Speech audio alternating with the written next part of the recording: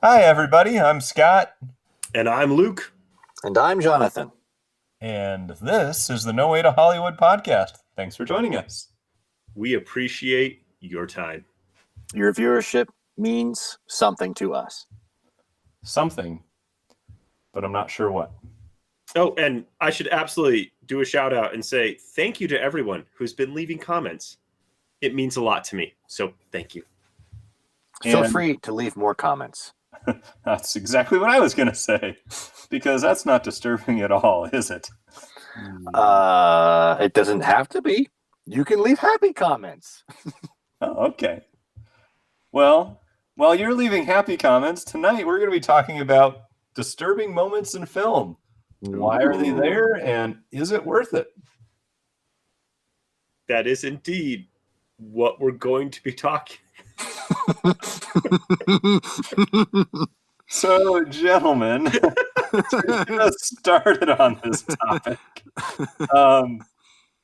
let's give some examples of what we're talking about when we are referring to disturbing moments in films. What's a disturbing moment that that comes to mind for you? The entirety of the movie Seven. Okay, help me understand that a little bit.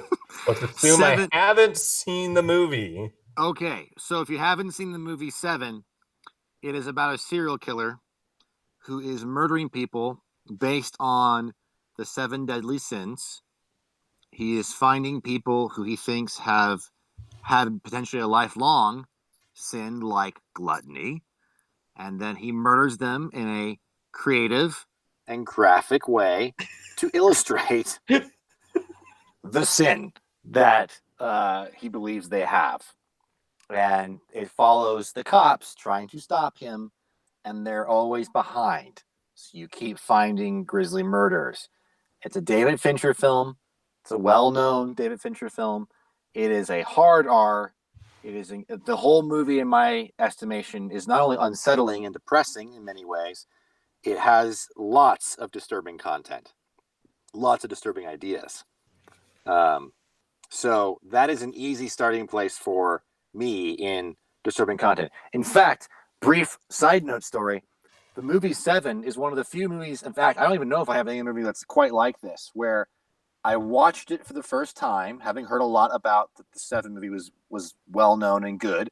I watched it at night by myself, got to the end, and the credits rolled, and I was so like shell shocked, disturbed, depressed, whatever you want to call it, that as the credits rolled, which semi spoiler alert, they roll backwards. They roll the other like the opposite direction than every other movie ever. So they roll down rather than up? Yeah. And I sat there and I didn't really like the song I was hearing. I didn't really like what had happened, but I couldn't really move. I kind of just had to I had to process what just happened. It disturbed me. It was intense. So that's my starting place for disturbing content. Okay. Video essay on Seven below. I might put a couple in there if I can find the ones that I want to show you. As far as disturbing movies, one that came out when I was in college, which is, I'm old. Okay. But it was like this massive, like, oh my goodness, don't go see it. It's so awful, blah, blah. And so I eventually got around to watching Sin City, and I watched the whole thing and was like, And then I got up the next morning, which was a Saturday, and I watched it again. And I was like, this is interesting. For me, yeah, okay, yes, there's disturbing content in it. Like, there you go. But like, it's highly stylized, and it has this very interesting theme or themes that I saw, and I found that very fascinating. That it's this really, graphic movie, but there you go. Like, it's interesting. So, yeah, that's probably my starter. Aside from like the ones that are just like, scary or gory or gross, where I just like, like as a kid, I didn't like Congo. Like I saw it when I was a teenager, and it was kind of my first like big R film, and I didn't enjoy that experience. So like, there are gross or scary or not nice movies. Like there's a scene in, was it Syriana, whatever, where like they like break each of his fingers with a hammer, and it's just like that's just unnecessary for me. So it's just gross. But like, so that's disturbing content too, but kind of in a different direction, I think, than like a Seven or a Sin City. Yeah. Well, and for me, when I'm thinking about these kind of moments in films, it comes back to, one of two things. Jonathan, you gave us the great example of death and how that can be a disturbing moment. And the way people die or how they're murdered or, stuff like that. I mean, thinking of Silence of the Lambs, where he cuts off the dude's face and manages to escape in a body bag because of it. And yeah, that's a fun one. But then you also have moments in Mad Max Fury Road where the guy dies because his face gets ripped off as well.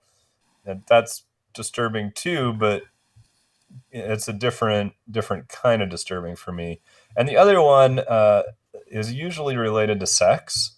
And I'm thinking particularly of a movie called Sideways, which is, there's a sex scene and a naked fat man that runs very vividly on screen at the door chasing down a guy.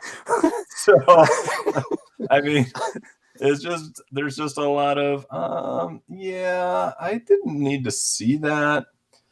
You were saying sex. I thought it was going to be something about like, I've heard of a movie called Blue Valentine that has I guess in modern audience standards, a relatively tame sex scene, but it's disturbing because it's about a husband and wife couple who are falling out of love. And so it's sort of a weird feeling to the whole thing about how they're not connecting in the midst of this intimate moment. I thought you were going to go that direction, not naked fat man Dewey walks. Cox has a scene where a dude stands right in front of the camera. That's pretty disturbing too. But well, and Blue Valentine is a movie where it's disturbing because the breakdown in people's relationships is disturbing, and there's brokenness there, right? So like, but it's, I don't know. I don't remember that scene particularly. I mean, I remember that was in the film, but I don't remember like that one in particular. I was like, just the whole thing is sad, and then the ending is just pathetic. But that's typical.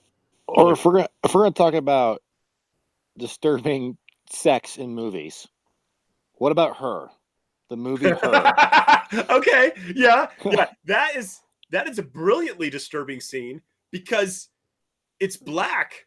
Like there's no image. It's just one scene. I'm thinking of several scenes in that movie. Oh, you're thinking of the interface. The interface scene, and also once again, if you haven't seen the movie Her, some spoilers ahead, but basically it's about a guy who falls in love with an artificial intelligence operating system. Okay. And it has a lot of his experience of relationships, specifically, not a ton, but it does go into his sex life in this sort of near future world where he doesn't have a good relationship. And so there are various moments where it starts off as awkward and it's got some humor to it as well. And that's where I wanted to ask, like, Her can be disturbing because it's like, that's not how that's supposed to go. Like, that doesn't seem right at all.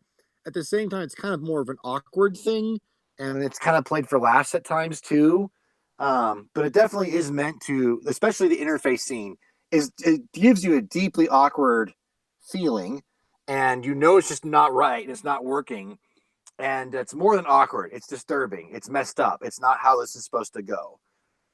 That's another level of disturbing if you're going to deal with sexual content.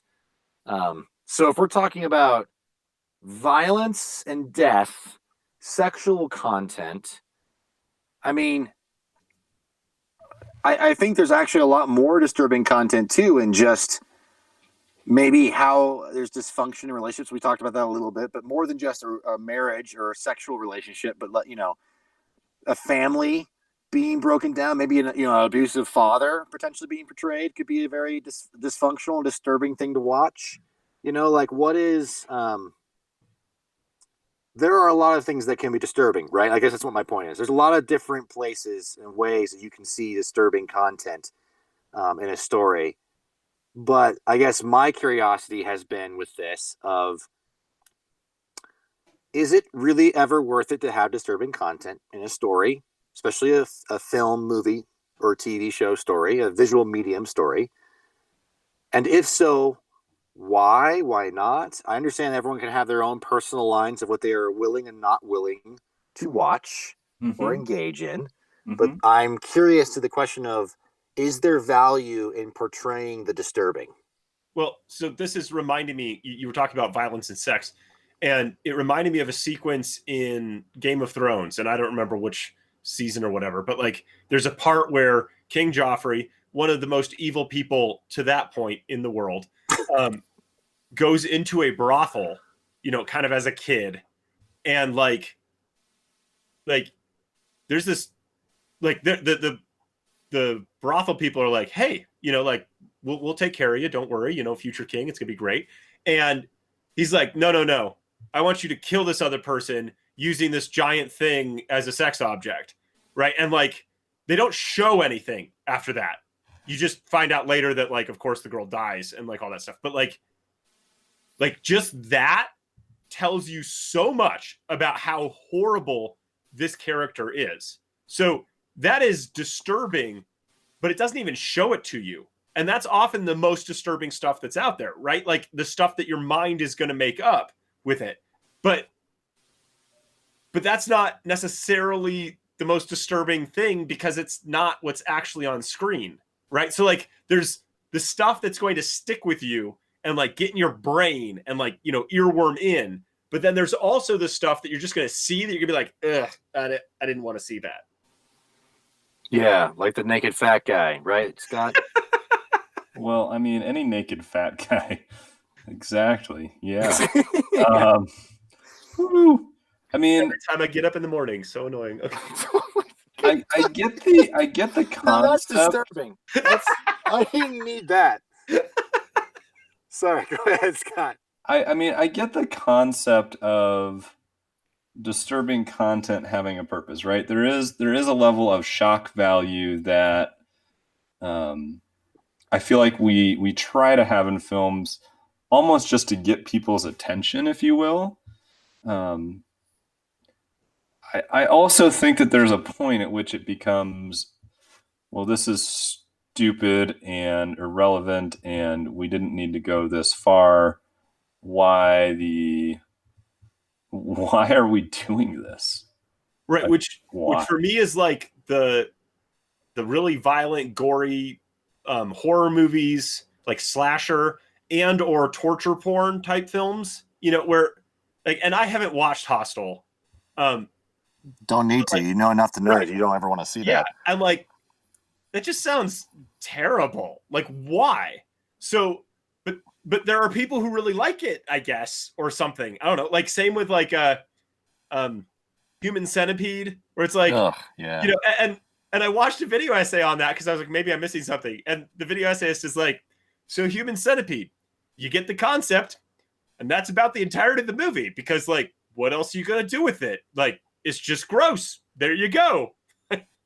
Well, yeah. And to that end, gentlemen, though, like, I'm also thinking about war movies where there is a gratuitous amount of blood and violence sometimes that might just be an accurate depiction of what was actually going on. So is that over the top gratuitous, or is that just like realistic? Of the D-Day beach landing sequence in Saving Private Ryan, like that's disturbing. Yeah, and like there's a lot of like anti-war propaganda type movies where it's just like, this is super violent. You don't want to get involved in this. I mean, there's also, I like my brother has given the example to me before where, if we made a movie that was about a butcher shop or a slaughterhouse, right? And we just showed like cows coming in and getting slaughtered. In essence, that would be an R-rated movie. There's a lot of blood. There's a lot of visceral stuff going on. And I think because people are so used to going to the supermarket and buying packets of meat and not seeing any of the other part of the process, many people would find that incredibly disturbing. incredibly, incredibly disturbing to see animals get slaughtered so that we can eat them. Like, there's a certain level of sensitivity too, even if it's something that we do commonly and accept as like a fine thing to do. Not all of us. There are plenty of people who are against that, but a lot of us are like, yeah, I like a burger. Yeah, I like chicken. Yeah, I don't necessarily mind that we kill a lot of animals to do that. But watch a movie about a cow going through the process and face up to the visceral reality of being butchered and slaughtered. Like, I think a lot of people would find that disturbing. Or you could watch No Country for Old Men and not watch the cow slaughter part and just the killing part. Yeah, I mean, now we're talking about other stuff too, though, Luke, that I think I could mention one of your least favorite movies in the world, and there's plenty of disturbing stuff in that. Which one are you talking about? The one you guys laughed at in the theater, even though it was a super serious movie. It's The Revenant movie. Wait, That the one. Revenant film. Luke, I like your response. Well, okay, but That was this has me thinking maybe another way of going on this. Like, because Jonathan, you were talking about like, here's the stuff that we do every day, but like, you know, if we're not in it normally or whatever, then it might be disturbing. Or I was thinking like, hey, I go to the bathroom a lot, and like, I don't want to see like half of that on on TV. Sure. Or a screen. Yeah, nobody wants to see that. Right. So like, but is there a place for it? Is there a reason to put it? And what would that be? And similarly with violence and death, or gratuitous graphic nastiness or whatever, like, what are the purposes? And I'm not sure if I know exactly what we're going for, because I feel like we're kind of circling this one instead of like going for something in particular, because obviously there are reasons to put stuff in there. It would help, push a character forward. It would show you the world. It would help you gain a new perspective on war or eating food and therefore becoming a vegetarian or whatever. Like, there's so many different ways of going about including content. What's the background question behind this? Well, I'm guessing part of that background question is simply, at what point is it too much? And at what level is it okay to do something like that? I mean, we've talked about a number of different movies, and I think we all agree that there are moments in all of them that it's a disturbing moment that's pretty pertinent and we wouldn't remove it. And there's other movies we could talk about, the disturbing moments, when it's something we would be like, well, yeah, we could have cut that out and we wouldn't have lost anything, How do we define at what point is it too much? Well, this is interesting because now I'm thinking about a service like VidAngel or something like that, right? Where you as the audience member choose what content to include, right? So like the filmmaker's like, I want to put all this in here, whatever reasons, right? Like, I just really want to watch lesbians do stuff for 10 minutes or whatever, and then as an audience member, you could be like, I don't really want to watch that, right? So like, being able to choose as an audience member is one of those things. And it's interesting because I think that's what like parent magazines and like online reviews and like, websites that list what's included, even the rating system is supposed to help you as an audience member decide how much of this content I'm actually going to be interested in seeing and how much do I not? Should I just skip the whole film?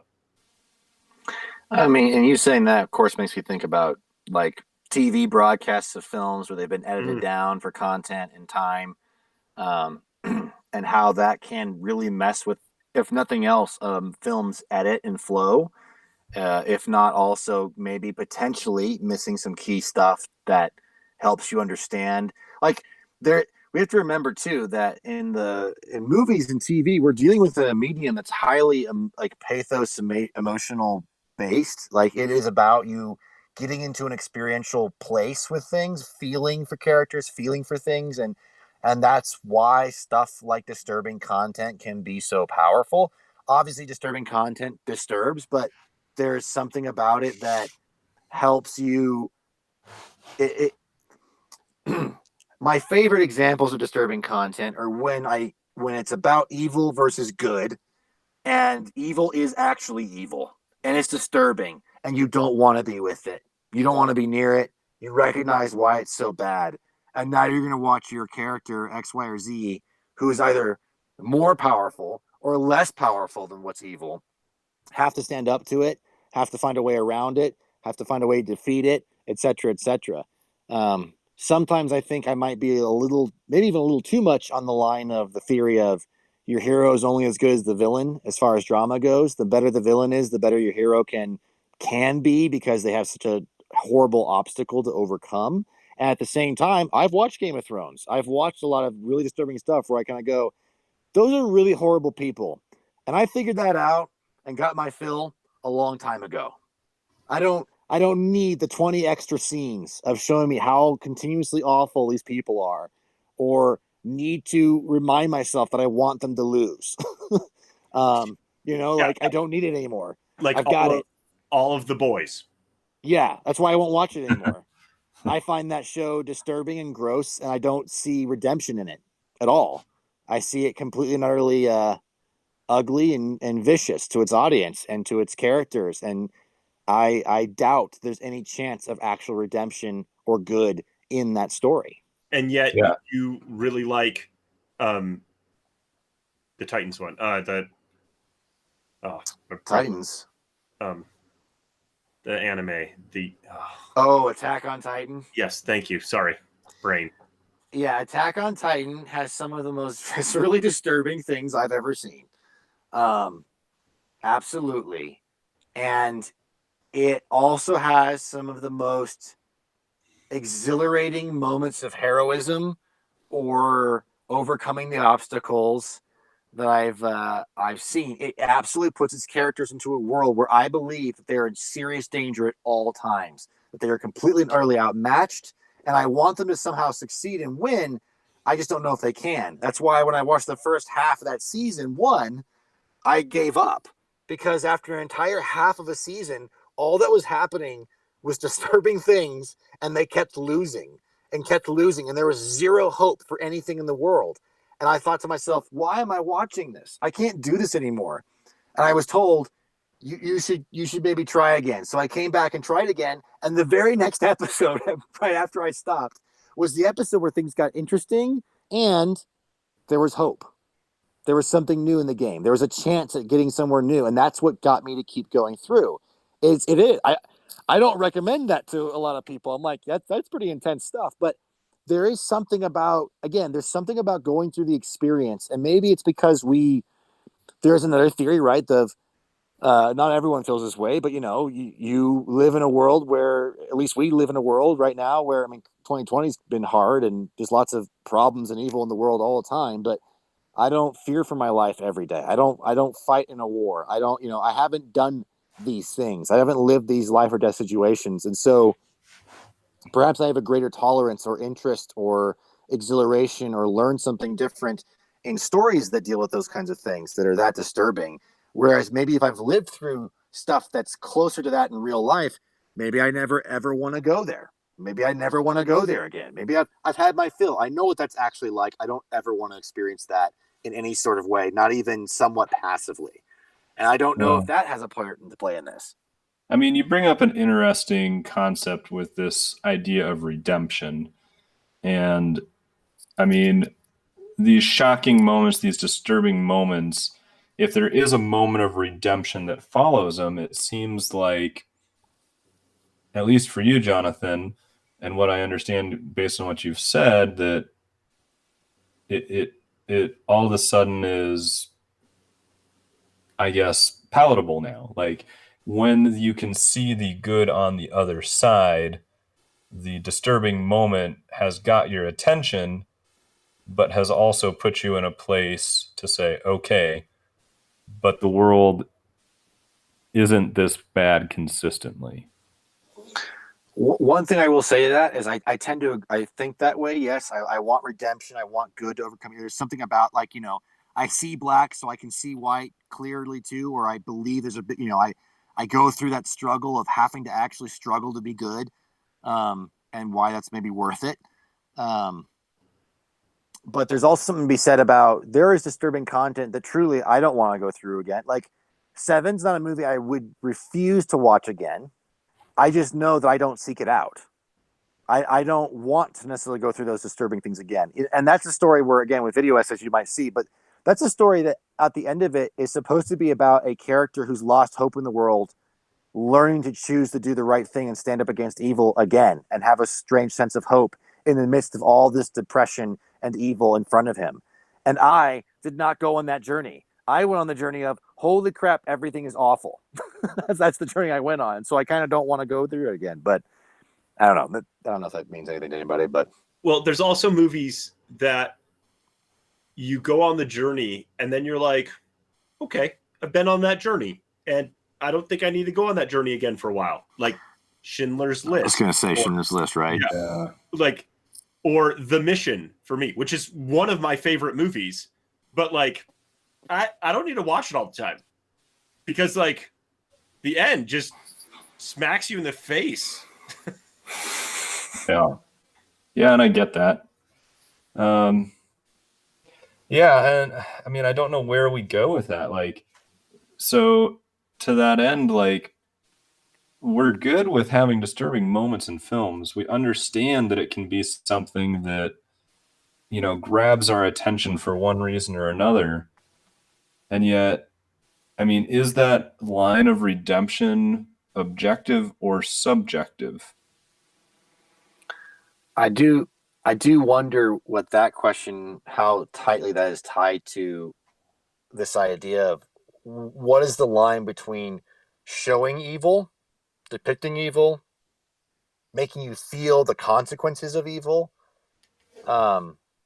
and glorifying evil, saying evil is good, or even if it's not trying, like even if you're not trying to say that evil is good, just you're staring at it the whole time. You're just looking at it. So, like that's kind of the Game of Thrones thing to an extent, where you're just looking at evil so much that now it's no longer about what is evil. It's about the shades of evil, right? Like that's one of the things that Games of Thrones does, and you know, is there's a line there too, right? I mean, and again, sure, it can be subjective of what you decide or you personally you're willing to handle or not handle, look at or not look at, but there's something about, I mean, is there a good way to define the line between staring at evil and getting used to evil and glorifying evil versus being disturbed by it and hating it and understanding it and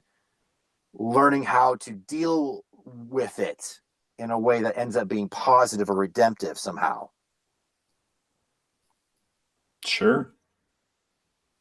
So on that note, people go out and watch films that might be disturbing, but have a good redemptive quality to it.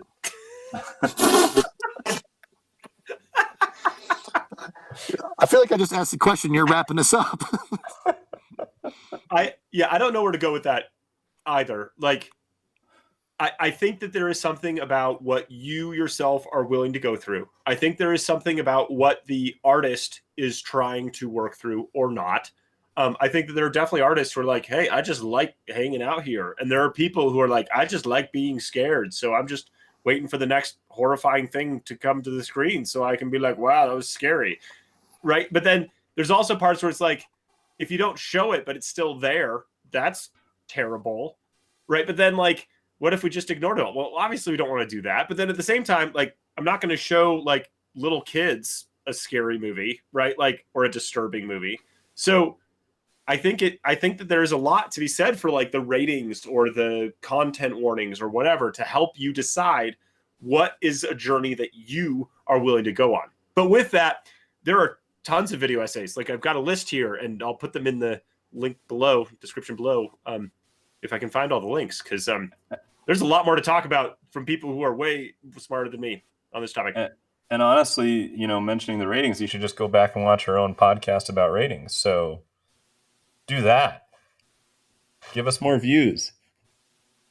Okay, gentlemen, on that note, it is time for us to give a recommendation to our viewers. So What is a movie that either you're excited to see, or maybe from all the movies we've mentioned tonight, what's one that you would recommend our viewers go take a look at? Well, recommend? I don't know, but I did know that we needed to do a recommend section. So if you're up for it, check out Sin City, see what you think, and then leave a comment if you haven't seen it. If you have seen it, leave a comment because you don't need to go see it. You can just take the time to leave me a comment. And just know that Sin City is dirty city, is nasty city. Yes. It's just don't walk into that without having a sense of what that thing is. Right. I'm not recommending this for children. If you're a child, why are you watching our channel? But beyond that, don't watch that. I'll choose a film. I may have already recommended it. That has at least a very disturbing scene. And that is the movie Looper. I think Looper is very good, has some good redemptive qualities to it, but my goodness, there are a few things that go on in that movie and that story that are disturbing. And every time the movie's going along and you're like, oh, right, this is in this movie. Yeah. Yep. And it's horrifying, but it's amazing how tame it is in a lot of ways. And at the same time, the concept gets into your head. It's horrifying. You understand the stakes, and we're moving on now to the next part of the story. So if you've got the guts to go through a very adult, mature story, Looper is one for you maybe to watch. Some good suggestions, guys. There were two movies that stuck out to me that we mentioned at one point or another during this podcast that I think are definitely worth watching if you are a fan of cinema and can handle mature content. Luke, you brought up Schindler's List, which was a one-time watch for you and maybe never again.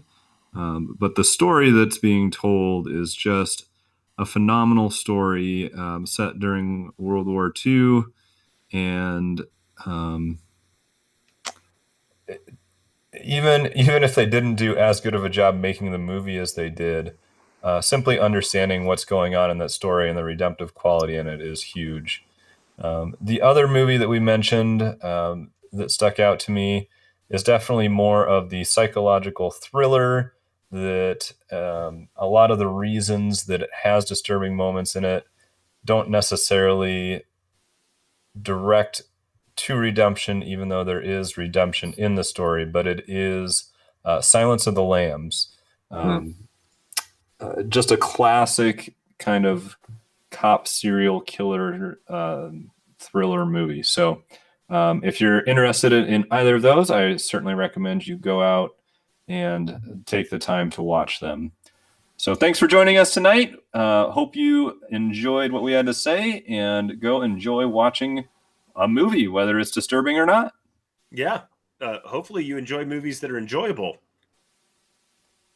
Yeah. Yeah. Right. Movies. Watch them. We like them. Movie good. Disturbing bad. Unless it's in a good movie, in which case. And then movie? Movie?